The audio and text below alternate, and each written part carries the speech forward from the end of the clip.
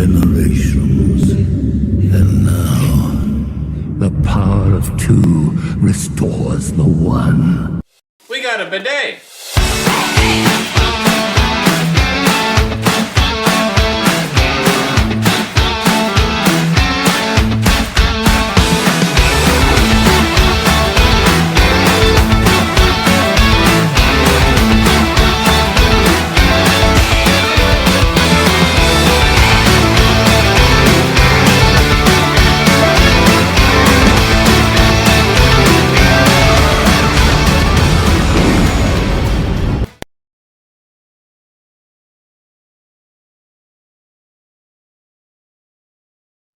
Hey everybody, and welcome back for another video. In today's video, we are talking about the latest horror movie to hit theaters, which is Strangers Chapter 1. If you are not aware, this is a remake. So there was an original Strangers movie that came out a while ago. I don't remember the exact year on the original. Maybe I can get that really quick here. 2008. All right, 2008. And so definitely this movie has some, uh, I would say, expectations, since the first movie, the original movie, was actually, in my opinion, really good.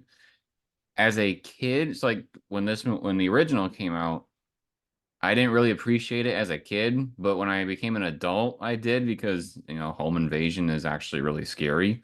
And, as a kid, I was oblivious to that. So I was excited for this new movie coming out, just because I thought, the original, they made a sequel and it didn't really get the greatest reception, so maybe they were trying to go for a fresh restart, and they're trying to make three of them, and so, they definitely had plans to be successful.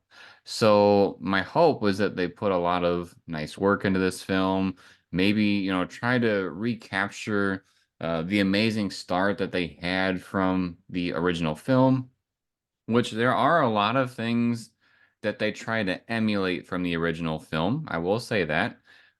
One of my favorite things from the original film that they emulated a lot in this one was, in the original, there's a lot of shots where we saw our main characters, but then we saw the strangers people like in the background. And it was kind of like, oh my God, you guys. Because, that's always the feeling we have when we're at home alone, We're wondering if people are watching us. We click and we turn to see if that's actually what's going on. So, I mean, this movie's supposed to have a lot of stalker uh, creepiness to it. And so, unfortunately, it's sad to say for me that this movie just did not hit on any of those cylinders. I was really hopeful for this movie, and I would say even from the get-go that this movie really pulled me out. I will talk more about that kind of a thing, or what specifically happened, when we get to the spoiler section. But needless to say, the trailer definitely has a different tone than the original, because the original, it's about this couple that come from a wedding, and they definitely had some sort of argument, and there's this tension going on. Whereas in this film, it's about a happy couple, just kind of going through town. And so the way that they try to establish the tension is by using like jump scare after jump scare of these townspeople, being weird about them. And so I feel like the tension wasn't quite established in the way that would be effective. They tried to, base it off of, I would say, the norm for horror movies nowadays, and I think that's what really took me out, and then I never got pulled back in. So, um, I want to let Sarah give some of her thoughts too here. So what did you think? One of the big things for me when we're remaking a movie is that there needs to be some sort of special element that's added, something to level up the previous movie. Because if you're just remaking the same movie, there's really no point to it unless there's, something to make it special. And this movie was updated compared to the other one. They're staying at an Airbnb. That's like a new thing now that wasn't around back then. They've got regular smartphones with flashlights on them. That wasn't a thing around back then. So, I mean, there's little things like that that show that it's more modern.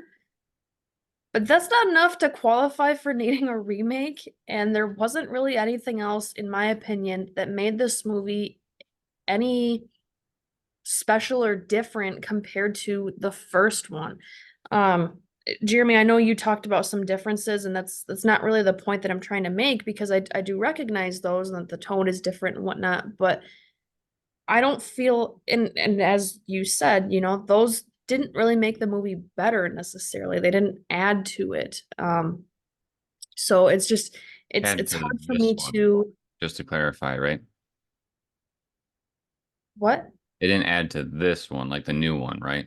Right. Right. Yeah, but the new one didn't it's different in some ways, like the tension between the couple being there in the first one and not there in this one. That's something that's different, but it doesn't really add to the story. Um, I remember there's a part of the movie she's a vegetarian and they make that like a thing a couple of different times where like the townspeople are like, "Oh, she's a vegetarian." What was the point of that? Like it They just really seems so awkward and like off and it just seems so unnecessary. Like I was waiting for them to like and maybe this is rude, I don't know, but this is the point of a horror movie is to make you do things that you don't want to do. I was ready for them to force her to eat a hamburger or something because they made it such a big deal. And of course they don't, it's got nothing to do with anything. They just said it for the sake of saying it. Yeah, Um there was no payoff from the multiple times that they were trying to like, really put that out there. I really yeah. don't think that that was like a political message by any means. Like, I don't think the producers and all that are like, we want people to be vegan, or maybe the actress is vegan, and that's why, she really didn't want to eat that meat and the I burger stuff. But I feel like it was just another way for them to make it modern. And I say that yeah, because they also focused on him having an inhaler and having to deal with having his inhaler lost. So that's another like more modern type of thing, like it's becoming more socially acceptable, I guess, and not like nerdy, if you will. Um, so I think it's just them trying to throw in these different little factoids to make things more like today's society or more socially acceptable. And I mean, that's fine, but the way they focused on it just made it seem really like, is this an important detail? Is something going to come from this? And then nothing ever comes from it. In terms of or the actors themselves, did okay, but honestly, the beginning was so awkward. I made a comment about how it felt like it was going to be an adult film.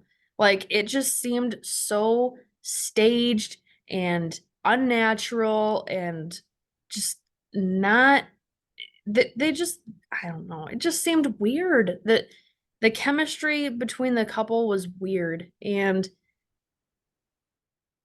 they didn't seem to it was almost kind of like a classic horror movie in the sense, but like in the dumb way that we say a horror movie is, where you say the main characters are doing dumb things like don't open the door type of a thing, and of course they open the door.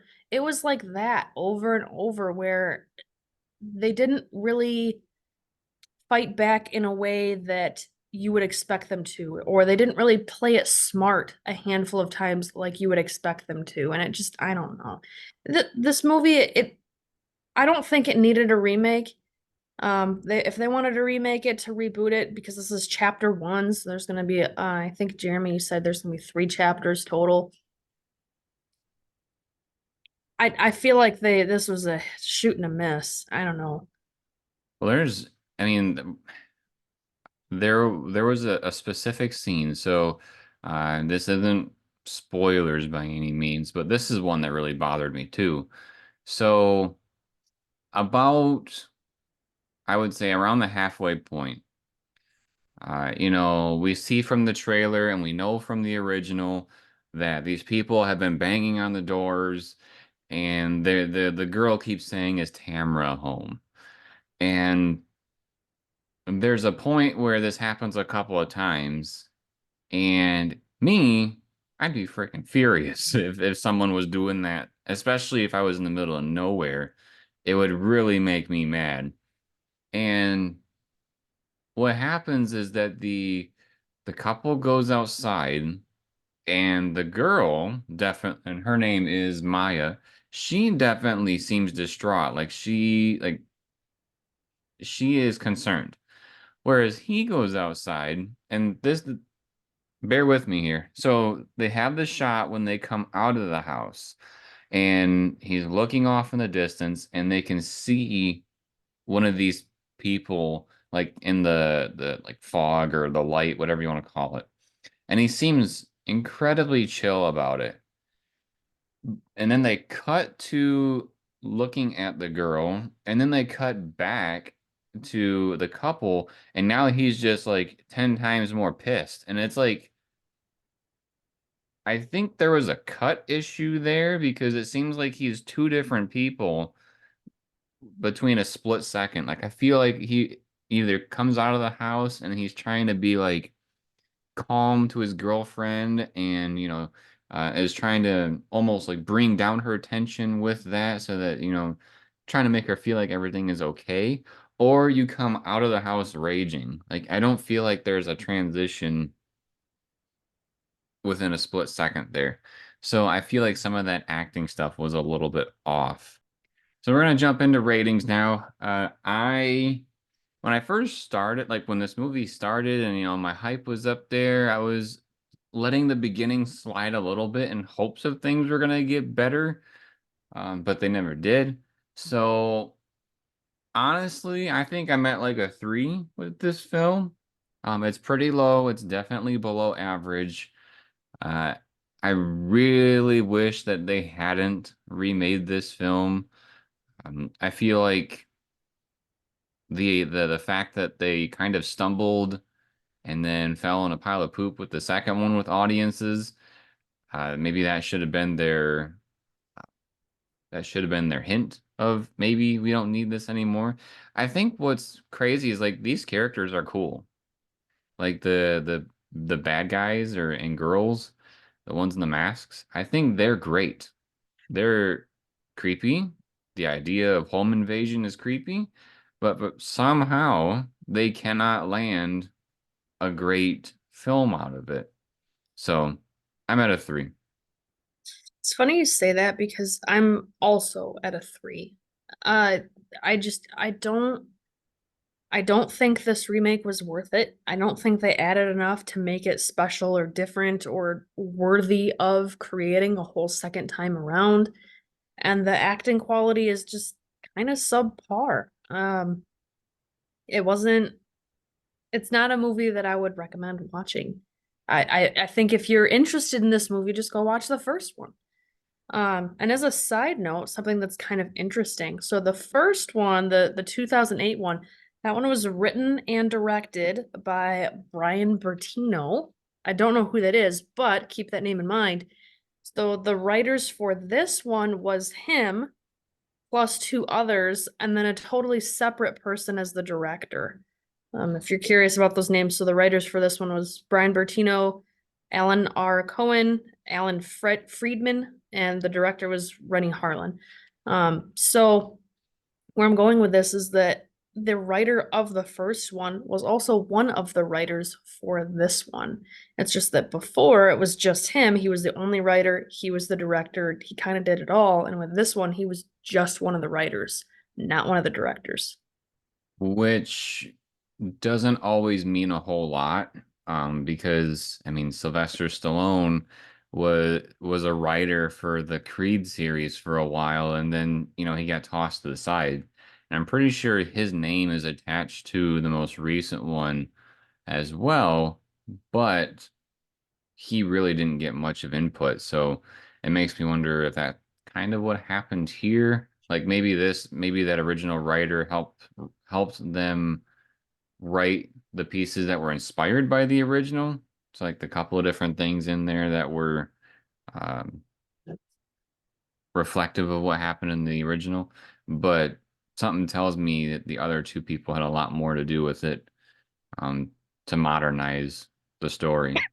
The other thing, before we get into the spoilers, the other thing that kind of I think is worth talking about is that the original was inspired by true events, and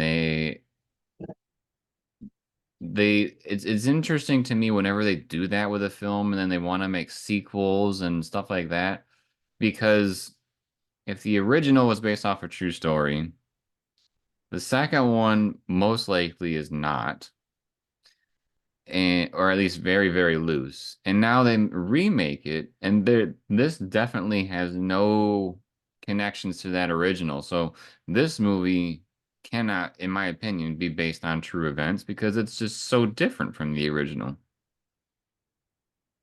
Yeah, based on can be used really loosely. Yeah. Another kind of fun factoid for you.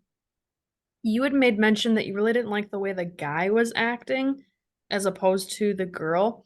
He has been in like a handful of like shorts and small series, maybe an episode here or there. He hasn't really had his big break that I can see, whereas she has also done similar things to try to get her career going, but she's been in over 130 episodes of Riverdale. So she's been, and that's over the last since 2017. So very recently, that's a lot of episodes to be in. So it sounds like So she she was an established she's actress. had some experience. We haven't seen that show, so that's why we didn't recognize her from that. But I thought that was interesting. Yeah, definitely. All right, let's roll into the spoilers. Let's talk about, what's going on with this movie. I think, if you have seen the original and if you have seen the trailer, you probably have a decent idea of what's going on here. Like we said, this couple is going through town and they make a pit stop. They want to go get something to eat, and all the townspeople seem to be watching them. Like they're looking around, people are looking at them. They go to order food, and it seems like the people are very judgmental about their choices of food. And it gets to the point where when they go to leave, his car won't start. They're trying to, go back down the road to where they're supposed to be, and the car's broken down. And so now the shop mechanic that is right next door to the diner says like, I can fix it for you. I can have the part or have my coworker or whoever he is go get the part in the morning so that we can bring it back and have it all fixed for you. You're ready to go the next day. And this seems a little off to Maya because she's like, how convenient, all this stuff happening right here.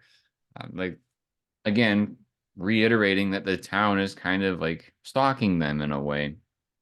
And I feel so, like that was another spot where they tried to modernize the film or make it seem new and fresh again because it was a push start car. So he wasn't turning oh, a key, he was trying to hit the push start button, and they really focused on that too. Just so yeah. many things that they focused on that was like pointless. Like, okay, who cares that it's a push start? Well, this was also, like I said in the non-spoiler section, this was the part of the film that really pulled me out of the film because while they're trying to figure out how to get their car going, because, things seemed a little off in the diner, literally almost every single person in this town had their own jump scare for these people. Even the Jehovah's Witnesses had a jump scare right before they were able to leave. And I thought that was a little bizarre because in the original, I mean, spoiler alert if you haven't seen the original, but I'm pretty sure it's like the opening scene you even see this. The Jehovah Witnesses are kind of like the ones that, are the reason why everybody knows about this event is because they went door to door trying to, talk to people, and they came across this house that had, this horrific murder that happened. And so I thought it was a bizarre choice for them to use Jehovah's Witnesses in this movie as purely a jump scare in the very beginning of the film and then nothing the rest of the way. So that was really weird. But yeah, so we get like all these jump scares, and someone says, there's one of those online hotel things that are, just down the road. They're the Airbnb, and that's basically how they're describing it. They're acting like old people trying to say the YouTubes and the Google. And so they get a ride from one of the waitresses down there, and they settle into this home that appears to be in the middle of nowhere, just like the original. But the original, I think, was a family member's home, not just a random Airbnb. And things are seeming okay. I mean, the house is nice. At least I thought it was nice. They have I mean, iffy, it's a decent hunting cabin, is really what it is. yeah, they had an iffy cell signal in the house. So that sometimes they had it, sometimes they didn't. One of the things that bothered them was that the fridge was not working. And so there was a phone number on the fridge saying, call here if you have any issues. And so she called, Maya did, and left a voicemail saying, hey, if you don't mind, we're at the Airbnb that you have, and the fridge isn't working. Please send someone by to fix it. And so later on, I believe they want something to eat. And so the boyfriend, his name is Jeff. Jeff decides, hey, there's a motorcycle. Oh, and she left something in the car that she wanted uh, there at the house. And so, Couldn't wait till the next day. yeah, Jeff noticed that there's a motorcycle outside, and so he decides to take a motorcycle into town. And I guess I'll cover his part really quick because his is really short at this point. So he goes to town, he goes to the shop where, he's gonna, try to sneak into his own car to get the stuff. And again, some bad acting here, in my opinion, especially from the shop owner. The shop owner does a jump scare of like, you should have called before because I could have really messed you up, kind of a thing with his tool that he was holding as a weapon. And I don't know. I just feel like that was one of the worst scenes in the film as far as acting. But he gets what he wants from his car, and then he, figures, hey, I might as well. I'm in town. I'll go get some food for us for the night so that they can settle in. And he decides to go to like I'm picturing it in my head. It's like a diner or a food truck type Food thing. truck. That's what I was looking for. So he goes up to a food truck, and a lot of the people from the diner were sitting at some of the tables, and they were trying to get him to join them. Like they were seeming to be friendly slash nosy in a Oh, way. Mr. New York's too good to sit with us. Right. So he declines because he wants to get back to his girlfriend. And again, they really push this whole vegan thing, and or vegetarian, sorry, and asks for no meat on the cheeseburger. Like he literally says cheeseburger without the meat. And they definitely show that the people of the town do not care for this guy. There's this tension of, wow, you are so picky, you are entitled, privileged. That's kind of the vibe that they're giving to him. When really he's being a super nice guy. So that's kind of where I think some of the weirdness comes from, is like you just, I don't know. I feel like there was no reason to be such a way with how nice he was. Um, I feel like it almost gave it vibes that the townspeople were in on it and that they might be the could ones be. in the mask going after these people.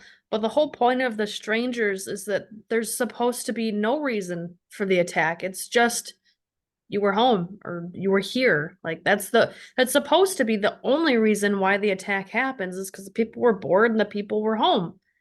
And instead, this is almost giving it vibes like it's the townspeople that are after them, which is really weird. Right. And I guess I kind of skipped over the very, very opening scene where there's like this random dude being chased and killed by the strangers in the forest. Because we do see a little paper in the town that says missing person reward $10,000. And pretty sure that's who it was. So people, and not just our couple here, there are other people that are going missing in this area. So it, again, like you said, it's kind of almost alluding to this town is preying on people, as opposed to, it was just a couple of people doing it. He gets his food and he, heads on back. So we're gonna jump back in the timeline a little bit so we know what's going on with Maya. So after Jeff leaves, Maya is chilling. She's at the house. I believe before Jeff left was the first time that they banged on the door because Jeff and Maya were doing their little thing there, getting a little lovey-dovey, and then they got interrupted, just like the trailer. And the girl is asking for Tamra. Is Tamra home? And it says no. And the couple thinks it's really weird. The girl goes on her way. The light bulb, from outside was turned off, and the boyfriend Jeff turns it back on. So someone definitely messed with it. And so while Maya is home alone, this happens again. The banging on the door. She's terrified. But there's a little extra going on here. So there's the person banging on the door. She does the thing that we thought they should have done in the first place and look through the peephole. And what's interesting is when she looks through the peephole, the person on the other side like covers it up so that it adds a little bit more to the mystery.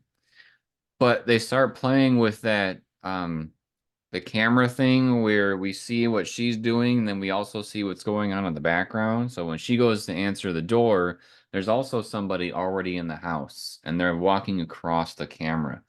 And so we as the audience know that somebody's in the house, someone's going to be messing around. There's also people on the outside. Let's see what else happens with Maya. Well, Oh she yeah, smokes some weed to kind of ease her tensions, then she takes a shower and she thinks she sees somebody, so she calls for her boyfriend to come home. And I'm not sure if he ever actually gets the call or not because he was coming home anyway. And, he just says she's seeing things because of the weed and that it's nothing and she's fine.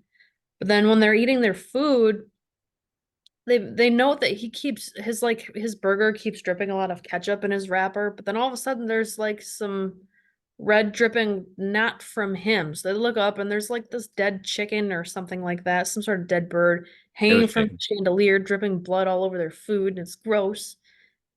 Especially for a vegetarian, I guess that'd be pretty gross. right?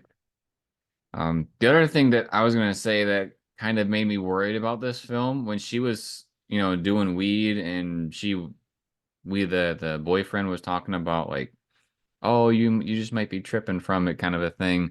I was very hopeful that this movie wasn't gonna take that route of, oh, it was nothing the whole time because you were just high. Thank God that is not the way they went because that would have been like a 1 or a 0 out of 10 for me.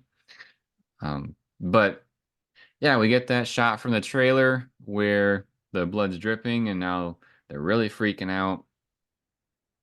And I think this is where things really start to ramp up. They contemplate going back into town. They like from with the motorcycle. And so they go outside, they want to take that motorcycle, and the motorcycle explodes, and we see the tallest dude of the bunch kind of off in the distance. And so they run away from him. I believe they ran back into the house. Yeah, There's a whole bunch of different sequences that happen here. the scarecrow man. Yeah. At one point, they find a shotgun. Oh, they don't run back in the house. They run into the barn, like the shed. And so when I think they go back in the house. There's people in the house. They barricade themselves in the house. The people keep playing with the record player, like the strangers keep playing with the record player and kind of tormenting them and chopping down doors and stuff like that with the axe. Eventually, it seems like they've gone away, so then that's when they go to the shed to try to look for something that can help. That's where he finds the shotgun.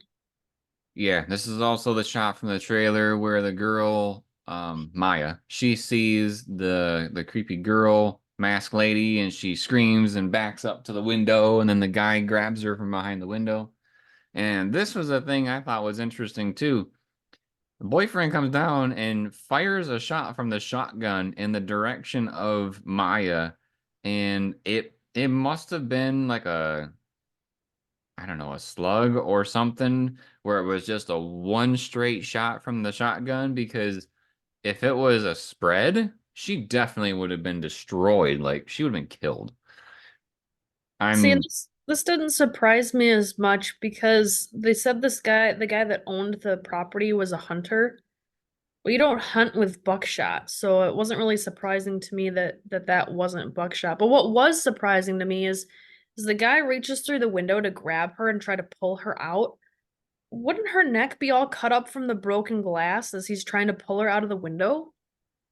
Or like her neck and her shoulders? very well could have. But I don't think she gets hurt from this at all. I don't think so either. Um, at this point, though, now they have a shotgun, and so they go back towards the house, and they're like sneaking around the back of the house. I think that's kind of the picture, in a way, of what Sarah's background is. And as they're going around the house, they notice that there could be somebody on the other side, around the corner. And I knew this was going to happen. I knew it as soon as they did it. Jeff goes to quickly turn around and he sees that there's somebody there and he just fires because he sees somebody. And I go, "Oh no, the fridge repair." When we were watching we were at the drive-in, so we can talk in our car. Don't worry, we weren't being those kind of people. Um, but yeah, the guy that owned the property, either it was the homeowner or it was somebody he sent there to repair it. They weren't very clear on which one it was, but shot him right in the head, killed him. So it wasn't the person that one of these stranger people.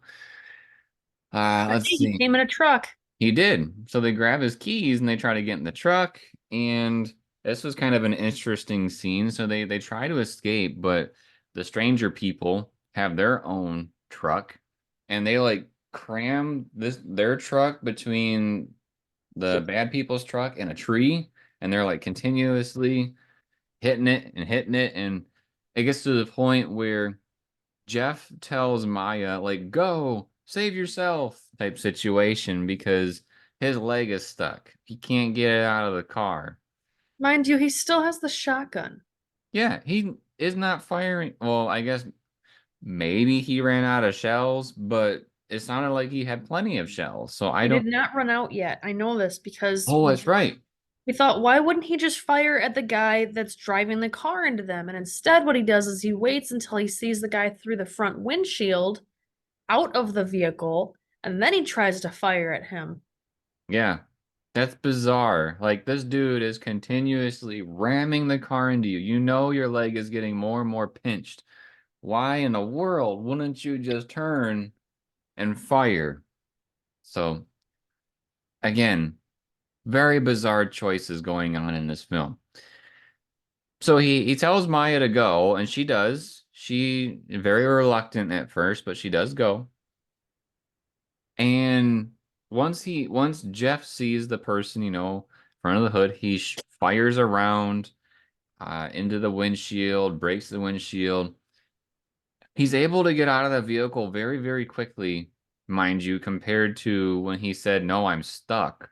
And he goes out through the windshield. Then we have them split. So Maya, she's running from the girl, uh, stranger lady. Yeah, there's two girls on IMDb. One of them's called Dollface, and one of them's called Pinup. I don't really know the difference between the two. I think the pinup might have been the one that actually had the hair on the mask, the like kind of curly hair that resembles more of a pinup. Probably. But anyway, Uh, so she gets captured by that girl. Long story short, but not before calling 911. right? So she's hiding like in a little, like it looks like a grave in a way, like a hole in the ground. She's put brush over herself, and yeah, she calls 911, and they're like, "We can't hear you. Speak up." And she's trying to, speak up as much as she can, but the girl is like staring right at her. That's a lot of things in this movie too, is where the stranger people are just staring at these people and then they walk away. It's like they're really playing with their food here in a way. The strangers don't seem to want to just outright kill. They want to play for the night, and then when the night's over, then they'll do their thing. But yeah, so Maya contacts the cops. She is able to like mutter a couple of words like, Airbnb, Venus, I think is the town that they're in, and eventually she gets, captured. Jeff is out hunting these people, and he eventually comes across one of the girls with the masks, and he has the shotgun uh to her head, and she like puts her hands up, and he tells her to turn around slowly. I thought, I mean, this movie had its fair share of eye rolls, but this was a big eye roll for me. He goes, you know, they always say your first kill is your hardest one. Well, you're not my first. And then he gets captured. Like right before he can pull the girl, it has the shotgun. And this is crazy. She has a shotgun. She's basically doing the whole, well, shoot me kind of a situation where she's holding the gun to her head and moving it all over the place. Like he just doesn't have the courage to do it in enough time, and because he wastes so much time, the taller dude of the strangers, the scarecrow guy, takes him out and captures him. What do you think of that scene? It seemed kind of wimpy. I don't know if I was in that situation and the person actually dropped their weapon and stuff. I don't know that I could pull the trigger either. But I also wouldn't be tormenting them like that, and I'm not sure I would have waited for them to drop the weapon. I feel like I might have just fired right away. It's so hard to say, like, because your adrenaline's pumping and stuff, and to say what you do in that moment. But the way he played it out was kind of weird. Like, either shoot them right away or, don't let them be playing with you. And just watch your surroundings. Like, hello, the guy came up from the side. You could have seen him with your peripherals. Well, not only that, he had already killed somebody that night, and it was a person he wasn't supposed to kill. So, like, I don't understand if you, although, again, car talk, because we were at the drive-in. I think it was you, Sarah, that had said, what if the person that he has the gun to is actually his girlfriend? Like, what if they put a mask on her? And that would have been an interesting plot twist, because like if he would have fired and it would have been Maya, that would have been insane.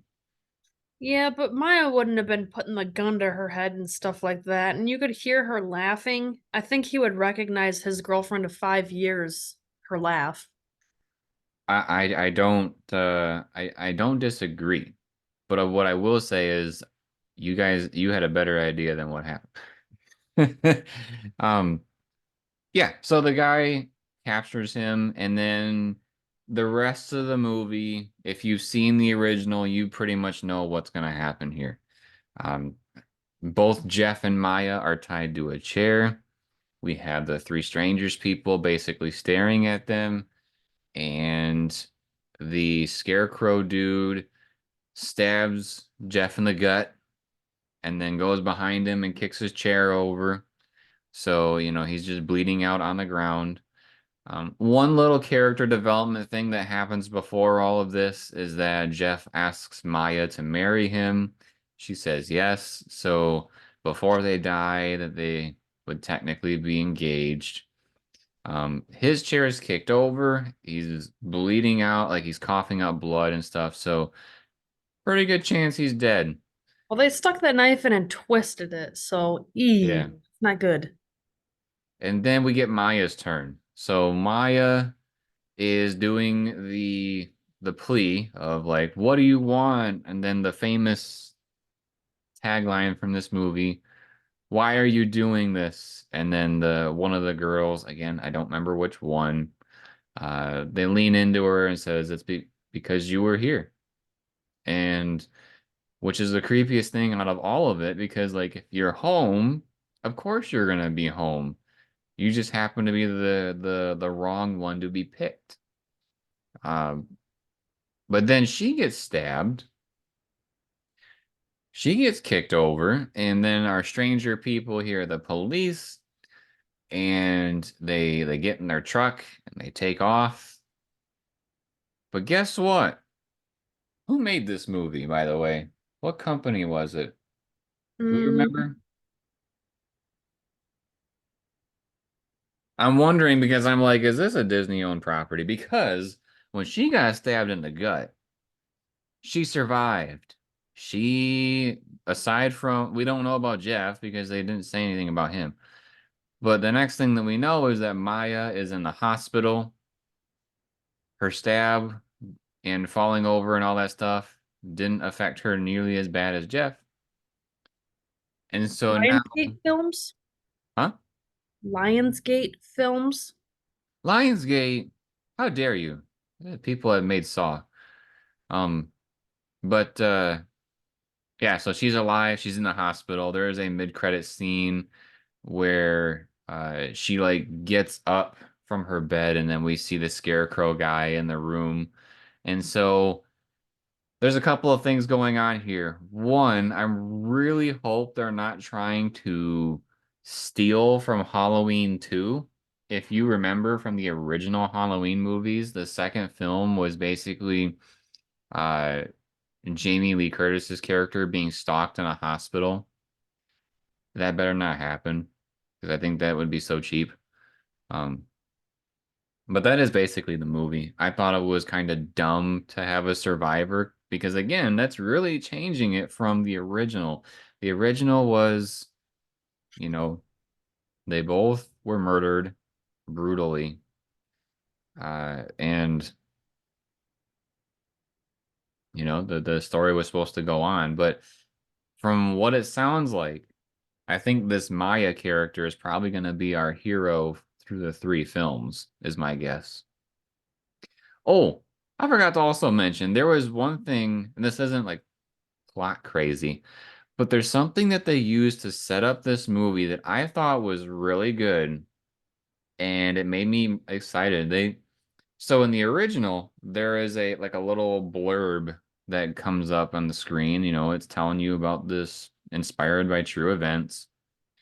For this movie, it was like there are however million violent crimes or assaults that happen in the United States, and it happens like every 27 seconds, and seven since this movie started. Like they're really putting you in the situation of thinking like since you started watching this movie, what you're about to see has happened seven times. And it's like, whoa, like you're kind of really thinking about your world when you're watching this film. And so I thought that was a great way to start the film, but then everything else happened and took it away. What did you think about the ending? Well, okay, so going back to this being a remake based on true events and stuff, I believe the true event was just that this couple was found dead and they didn't really know what happened. And again, I didn't like study this original case story, so I don't know all the details of what we do and don't know that's real life. But I believe the first movie was just based on a couple found dead in their like vacation home and what could have happened that night. I feel like we could have taken that information and these stranger people and done so many different things to like elaborate on the stalking process or to change things up that would make a remake more interesting so that it's still the same basic storyline but different enough that it would credit a remake being made. But by changing the story completely, so now we have a survivor and we know that there's going to be more. Um, I don't think she should have survived. If they want to make it about the townspeople, trapping strangers in this Airbnb and stuff, why wouldn't we just have it be another couple next movie? We'll have it be another couple each of the movies. I don't care. But to have somebody survive, it just I don't think so. That's not a good idea. So I looked it up. I looked up what was the true events that it was inspired by, and it said there's two things here. One, the screenplay person was in, or the screen, it says the screenplay was inspired by two real life events. One of them being the big event with the Charles Manson group, where they were going, doing home invasions and murdering people. And then the other one, Bertino, you said that was the writer, right? Yeah, he wrote and directed the first film. So the original was based on when he was younger, when he heard about these different home invasion break-ins, there were different elements that happened during those, and then he put it into his film. And so this is kind of like almost, I would say, a greatest hits collection of home invasion stuff to try to make it super, super scary. So I don't know. I feel like all the heart and soul went into the original, and then now because they know that these characters are cool and the home invasion thing is very scary, I think that they're trying to really milk it. And especially since horror movies make way too much money. So I would agree. yeah, that was our discussion on The Strangers Chapter 1. I did read that Chapter 2 was filmed basically right alongside of this movie, or right after it. So I don't think it'll be too long until we see the second film. The rumor that I saw was that it was supposed to come out later this year. Like they're releasing two of them in 1 year. I really don't think that's going to happen. But if it does, I'd be a little surprised. Um, who knows? Maybe it'll happen. Uh, but when that movie comes out, we'll definitely be back here to talk about it and say what we think. If you enjoyed this type of video, make sure to subscribe to the channel and turn on notifications. We are doing movie discussions at least twice a month, sometimes more, depending on how many movies we see. But we usually only do them on the opening weekends. So, like for instance, when we went to the drive-in, we saw, um, I learned the proper name is Tarot, not Tarot, but we saw Tarot for our second film. We won't do a video on that because that came out a couple weeks ago. Although I would recommend that movie over this one. Um, so yeah, if you see a movie you like, come back here, see if we're talking about it. Drops a like if you liked the video and drops a comment letting us know if you saw this movie. If not, are you looking forward to it? I don't know why you'd listen to the spoiler section if you were looking forward to going to see it without us, but yeah, let us know what you think. And then as always, everybody, thank you for watching. We'll see you next time.